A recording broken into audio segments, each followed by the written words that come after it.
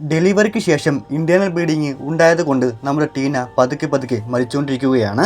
അവൾ തന്റെ അമ്മായിയമ്മയെ സമാധാനിപ്പിച്ചിട്ട് ഈ കത്തുകൾ അവരെ ഏൽപ്പിക്കുന്നു. എന്റെ മോക്ക് എല്ലാ ബർത്ത്ഡേക്കും ഇതിന്ന് ഒരു കത്ത് സമ്മാനമായി കൊടുക്കണം എന്ന് അമ്മായിയമ്മയോട് പറഞ്ഞു. അപ്പോഴേക്കും ഭാര്യയുടെ അവസ്ഥയറിഞ്ഞ് ഹസ്ബൻഡ് രാഹുൽ അവിടേക്ക് എത്തി. അതിയായ സങ്കടം കാരണം അവളോട് രാഹുലിന് ഒന്നും സംസാരിക്കാൻ പറ്റുന്നുണ്ടായിരുന്നില്ല. മുഴുവനും വിറയിലായിരുന്നു. നമ്മുടെ മോൾക്ക് അഞ്ജലി എന്ന് പേര് വയ്ക്കണം, അതാണ് തന്റെ അവസാനത്തെ ആഗ്രഹമെന്ന് ടീന പറഞ്ഞു.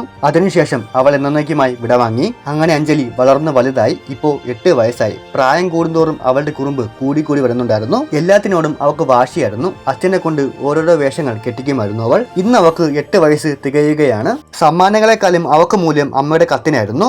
ഇത്തവണ ആ കത്തിലുണ്ടായിരുന്ന കഥ അവളുടെ അച്ഛന്റെയും പിന്നെ ഉറ്റ സുഹൃത്തായ അഞ്ജലിയുടേതുമായിരുന്നു. ഇവരായിരുന്നു ആ കോളേജിലെ തന്നെ ഏറ്റവും വലിയ ബെസ്റ്റ് ഫ്രണ്ട്സ്.